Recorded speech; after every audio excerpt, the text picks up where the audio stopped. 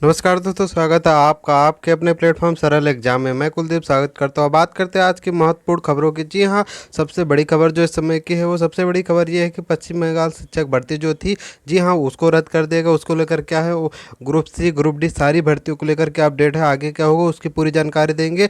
उसके बाद सैलरी जो है वो भी रिटर्न करने की बात की गई है। क्या है अपडेट, इसकी बात करेंगे।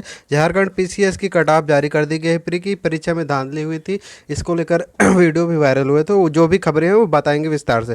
उसके बाद उसका यूपीएससी का कैलेंडर भी जारी कर दिया गया है। आइए जानते हैं कि कब कौन सी परीक्षा होंगे, और यूपी ट्रिपल एस सी को लेकर भी कुछ जानकारियाँ देंगे, कब होंगे कुछ एग्जाम्स और कब होंगे कब जारी होंगे कुछ रिजल्ट, फाइनल रिजल्ट, और कोर्स जो चल रहे हैं उनको लेकर के अपडेट्स, उनकी भी जानकारी देंगे। आइए जानने का प्रयास करते हैं आखिर क्या चल रहा है मामला और कौन कौन सी भर्तियों में क्या क्या पंगा। सबसे पहले बात करते हैं अगर पश्चिम बंगाल वाले मैटर की, तो देख सकते हैं कि कल की खबरों में जो सबसे महत्वपूर्ण चर्चा थी यही चीज़ थी। पश्चिम बंगाल भर्ती घोटाले में हाई कोर्ट था, इसने आदेश दिया है और इसने भर्ती को रद्द कर दिया गया। आखिर जानने का प्रयास करते हैं आखिर क्या है अपडेट। अगर अपडेट जानने का प्रयास करते हैं तो आप देख सकते हैं हर न्यूज़ चैनल पे इस समय की यही खबर छपी हुई है।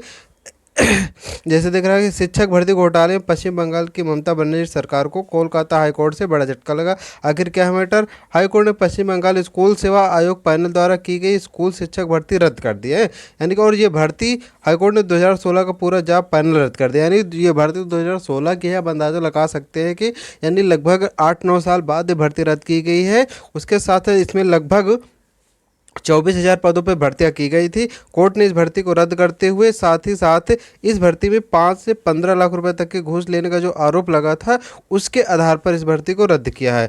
उसके बाद अगर बात करते हैं कि आखिर आगे का सिस्टम क्या हो, तो उसके साथ साथ कोर्ट ने यह भी आदेश दिया है कि जो एम्प्लॉयज़ को इस भर्ती के थ्रू जो जितने भी कैंडिडेट थे इनको जो सैलरी मिलती थी वो 12% इंटरेस्ट के साथ रिटर्न करनी पड़ेगी। यानी कि अगर 23,753 टीचरों की जो भर्ती हुई थी उनका जो सैलरी वेतन दिया गया था, भर्ती रद्द करने तो ठीक है, उसके बाद ये जो 12% ब्याज दर के साथ तो सैलरी रिटर्न होगी, ये थोड़ा सा बहुत मुश्किल और लंबा टास्क हो सकता है, क्योंकि किसी के पास ये 8-9 साल की इनकम जो भी सैलरी होती है वो सेविंग के रूप में रखना शायद ही कोई बंदा रख पाएगा। तो अब देखना है आखिर आगे क्या होता है। फिलहाल कोर्ट ने आदेश दे दिया, तब तो कुछ ना कुछ करना पड़ेगा। लेकिन जो कैंडिडेट इसमें ईमानदारी से हुए तो उनके लिए एक बड़ी मुसीबत है। हालांकि जो भ्रष्टाचारी उनके लिए तो बेहतर है, लेकिन जो कुछ चूंकि हर भर्ती में कुछ ना कुछ ईमानदार भी कैंडिडेट होते हैं, तो उनके लिए एक थोड़ा सा बड़े झटके वाली बात हो। आखिर फिर भी ममता बनर्जी सरकार तो ये झटका लगा है, लेकिन विद्यार्थियों के लिए बहुत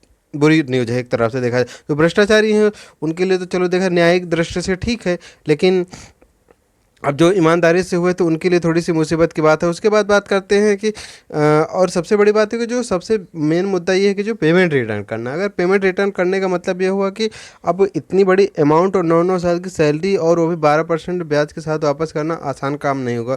फिर भी देखा जाएगा जो भी आगे की रफ्तार राह होगी। उसके बाद बात करते हैं झारखंड पीसीएस की, तो झारखंड पीसीएस का जो प्री था उसका कट ऑफ जारी कर दिया गया था। चूँकि आपने इसमें देखा होगा, इसके वीडियो वायरल हुए थे कि लोग किस तरह सेंटर के बाहर ओमार फिल कर रहे थे, फिर भी लेकिन आयोग ने कुछ माना नहीं और रिजल्ट जारी कर दिया है। अगर इसके रिजल्ट की बात करते हैं तो इसका रिजल्ट में आप देख सकते हैं अनरिजर्व यूआर कैटेगरी की जो कट ऑफ गई वो 246 गई है। उसके बाद BC1 की 246 इसकी भी है, BC2 यानी कि अनरिजर्व BC इन दोनों की 246 पे कट ऑफ लगी है।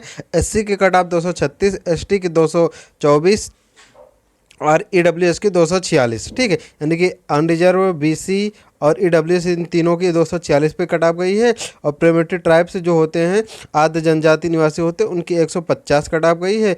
स्पोर्ट कोटा की 148 गई, PWD की 194 गई, ठीक है। इस प्रकार से आप देखिए इतनी कट ऑफ गई। उसके बाद अगर बात करते हैं कि यूपीएससी के कैलेंडर को लेकर, तो यूपीएससी का कैलेंडर जारी कर दिया गया। इसमें आइए जानकारी देते हैं आपको कि कौन सा एग्ज़ाम कब होना है। तो चूँकि जो सबसे ज़्यादा मेन इंपॉर्टेंट एग्जाम्स होते हैं तो उन पर अगर बात करते हैं तो जैसे यूपी ट्रिपल बहुत सारी भर्ती परीक्षा कराता है, लेकिन यूपी ट्रिपल से जो सबसे ज़्यादा जो फेमस होता है वो एनडीए और यूपी आईएएस पीसीएस जो सॉरी आईएएस और आईपीएस और सिविल सेवाएं जो होती है मुख्य रूप से इनके लिए जाना जाता है यूपीएस से। तो अगर एनडीए की परीक्षाओं की बात करते हैं तो ये देखिए एनडीए की जो परीक्षा होगी वो 20/12/2023 है, यानी 20 दिसंबर को होगी ये परीक्षा। उसके बाद बात करते हैं अगर सिविल सर्विस प्रीलिम्स की, तो सिविल सर्विस प्रीलिम्स का एग्ज़ाम आपका और इंडियन फॉरेस्ट सर्विस इसी के साथ जो संयुक्त रूप से आयोजित करवाई जाती है, ये दोनों एग्जाम्स आपके फरवरी 2014 फरवरी 2024 को आयोजित हो रहे हैं। ठीक है, इस प्रकार से आप देख सकते हैं कि सॉरी ये नोटिफिकेशन की डेट है। ठीक,